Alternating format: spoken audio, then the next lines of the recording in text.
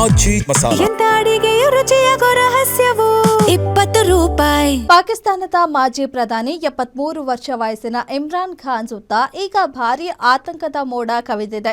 ತೀವ್ರ ಅನಾರೋಗ್ಯದಿಂದ ಬಳಲುತ್ತಿದ್ದ ಇಮ್ರಾನ್ ಖಾನ್ ಅವರನ್ನ ಶುಕ್ರವಾರ ಬೆಳಗಿನ ಜಾವ ಅಡಿಯಾಲ ಜೈಲಿನಿಂದ ಇಸ್ಲಾಮಾಬಾದ್ನ ಶಿಫಾ ಆಸ್ಪತ್ರೆಗೆ ರಹಸ್ಯವಾಗಿ ಶಿಫ್ಟ್ ಮಾಡಲಾಗಿತ್ತು.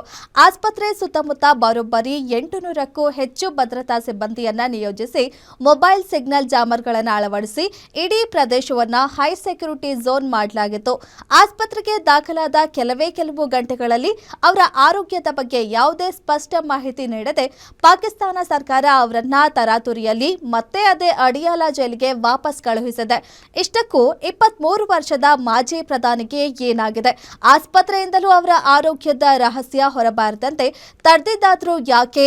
ಜೈಲಿನಿಂದ ಆಸ್ಪತ್ರೆಗೆ, ಆಸ್ಪತ್ರೆಯಿಂದ ಮತ್ತೆ ಜೈಲಿಗೆ ಈ ಮಟ್ಟದ ಹೈಡ್ರಾಮಾ ನಡೆದಿರೋ ಹಿಂದಿನ ಅಸಲಿ ಕಾರಣ ಏನು ಅನ್ನೋದೇ ಕುತೂಹಲವಾಗಿದೆ.